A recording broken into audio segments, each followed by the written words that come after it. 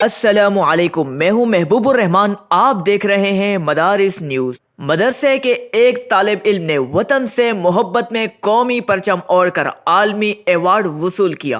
گزشتہ دنوں کویت میں عالمی سطح کا کرکٹ مقابلہ ہوا، جس میں تقریباً 88 ممالک سے قرا حضرات شریک ہوئے۔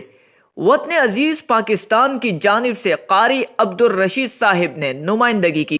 قاری صاحب نے کویت کی جانب سے رکھے گئے مقابلے میں نہ صرف شرکت کی بلکہ دوسری پوزیشن بھی حاصل کی۔ پوزیشن حاصل کرنے کے بعد جب کنگ آف کویت کی جانب سے تقریب تقسیم انعامات منعقد ہوئی تو موصوف نے اپنا دوسری پوزیشن کا ایوارڈ قومی پرچم اوڑھ کر حاصل کیا، جو کہ محب وطن پاکستانی قوم کے لیے انتہائی قابل تحسین اور قابل تقلید عمل ہے۔ ایک انٹرویو کے دوران قاری صاحب کا کہنا تھا انہیں کویت کی جانب سے ایوارڈ کے ساتھ جو نقدی انعام ملی ہے وہ پاکستانی 40 لاکھ روپے بنتے ہیں۔ مزید یہ بھی معلوم ہوا کہ حکومت پاکستان کی جانب سے وطن کا نام عالمی سطح پر روشن کرنے کے اتنے بڑے ایوارڈ کے مطابق حوصلہ افزائی نہیں کی گئی جیسا کہ کرنی چاہیے تھی، جو کہ انتہائی قابل افسوس ہے۔